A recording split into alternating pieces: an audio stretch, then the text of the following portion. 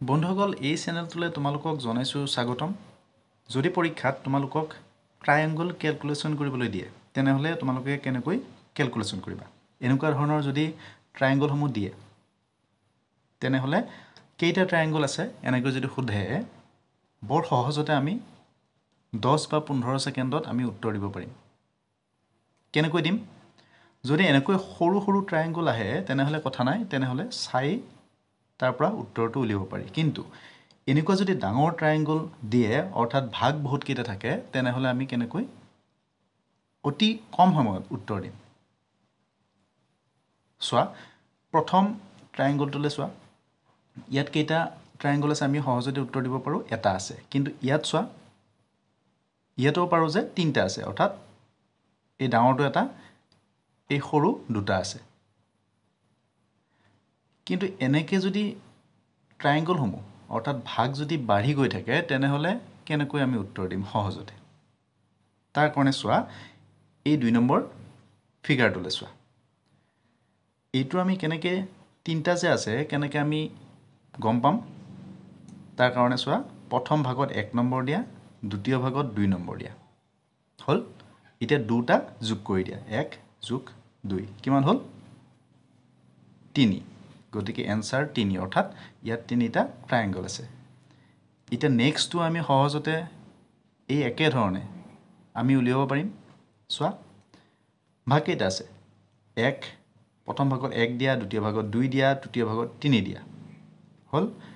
তাৰ পিছত 1 + 2 + 3 অৰ্থাৎ এই আটাই কেইটা আমি যোগ কৰি দিম কিমান পাম 6 অৰ্থাৎ এই ট্ৰায়াঙ্গলটোত টোটাল সৰু ডাঙৰ মিলি 6টা ট্ৰায়াঙ্গল আছে নেক্সট সহজতে উলিয়াব পাৰিম 1 2 3 4 অৰ্থাৎ এইকেইটা আমি যোগ কৰি দিম 1 + 2 + 3 + 4 ইকুৱেল কিমান হ'ব 10 হ'ব উত্তৰ 10টা ট্ৰায়াঙ্গল আছে নেক্সট এতিয়া এই ট্ৰায়াঙ্গলটোৰে মাজত যদি আজ থাকে মাজত যদি দুটা ভাগ কৰি দিয়া থাকে বা তিনটা ভাগ কৰি দিয়া থাকে তেনেহলে আমি কেনেকৈ ক্যালকুলেশন কৰিম হেতু সোৱা যদি মাজত এটা ভাগ কৰি দিয়া থাকে ধৰা হল এইটো ট্ৰায়াঙ্গল ইয়াত আছে দুটা ভাগ কৰি দিয়া আছে বাকিখিনি একেই এইটোৰ লগত মিলে এতিয়া কি কৰিম মাজত যেটা ভাগ কৰিছে অৰ্থাৎ যিমান কেইটা ভাগ আছে তাতে আমি 1 2 এনেকে দি যাম তলত সোৱা 1 2 3 4 হৈ গল ওপৰটো কেইটা ভাগ আছে 1 2 3 4 এনেকে লিখিম তাৰ মাজত এই ভাগ কৰিছে তাৰ ওপৰত কেইটা ভাগ আছে এটা দুটা তিনটা চাৰিটা হৈ গল এতিয়া আমি টোটাল কেইটা ট্ৰায়াঙ্গল আছে কেনেকে গম পাম আটাইবোৰ যোগ কৰি চাম ইয়াত কেইটা আছে 1 1 + 2 + 3 + 4 মানে 1 + 2 + 3 + 4 কিমানটা আছে ইফালে 10টা আছে ইয়াতেও যদি যোগ কৰো আমি পাম 10টা ইয়াতেও যদি যোগ কৰো ইয়াত পাম 10টা অৰ্থাৎ কিমান 10 10 10 30টা ট্ৰায়াঙ্গল আছে এই ডাঙৰ ট্ৰায়াঙ্গলটো হ'ব এতিয়া এনেকে যদি নাহি আৰু অকনমান জটিল কৰি যদি দিয়ে তেনেহলে কেনেকৈ আমি ক্যালকুলেশন কৰিম নেক্সট ফিগাৰটোলে সোৱা ইয়াত কি কৰিছে ভাগ দুটাই কৰিছে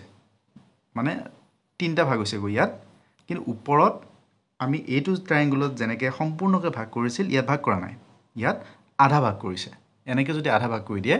তেনেহলে আমি কেনেকৈ ক্যালকুলেশন কৰিম সোৱা এই তলৰ এইখিনিত কেইটা ভাগ আছে এইটো সোৱা এটা আছে দুটা আছে তিনটা আছে কেইটা হল ইফালে লিখিছো 6টা হল হৈ গল এইটোত কি কৰিছিলো আমি মাজত সম্পূৰ্ণ ভাগ আছিল কাৰণে আকৌ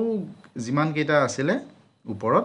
সিমান কেইটা যোগ কৰিছো ইয়াত কিন্তু হেতু নকৰো ইয়াত এইটো ভাগত নাই গতিকে এইটো ভাগ আমি এৰিয়ে দিম ইয়াত হে দুটা ভাগ হৈছে গতিকে 1 আৰু 2 ইয়াত লিখিম হৈ গল ইয়াত আমি 6টা পাইছিলো ইয়াত কেইটা 2 আৰু 3 যোগ কৰিলে 3 গতিকে 6 আৰু 3 আমি যোগ কৰি দিম 6 + 3 = কিমান 9 9টা ট্ৰায়াঙ্গল আমি পাম এতিয়া নেক্সট ট্ৰায়াঙ্গলটোলৈ চোৱা ইয়াত এইটো ট্ৰায়াঙ্গলৰে যদি ইয়াত আৰু এটা ভাগ থাকে মানে এনেকুৱা হৈ থাকে তেনেহ'লে কেনেকৈ কৰিম সিম্পল তলত আমি যিমানকেইটা ভাগ আছে তেনেকৈ দিম 1 2 3 কিমান হ'ল 6টা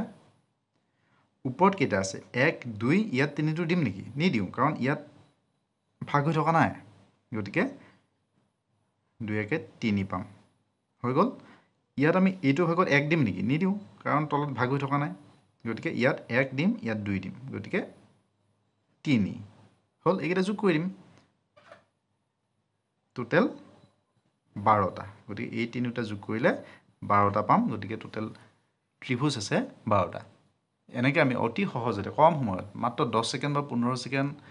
লাগিব সেইখিনি সময়ত আমি যিমান ডাঙৰ ফিগাৰ দিলেও সহজতে ট্ৰায়াঙ্গলসমূহ কেলকুলেশ্যন কৰিব পাৰিম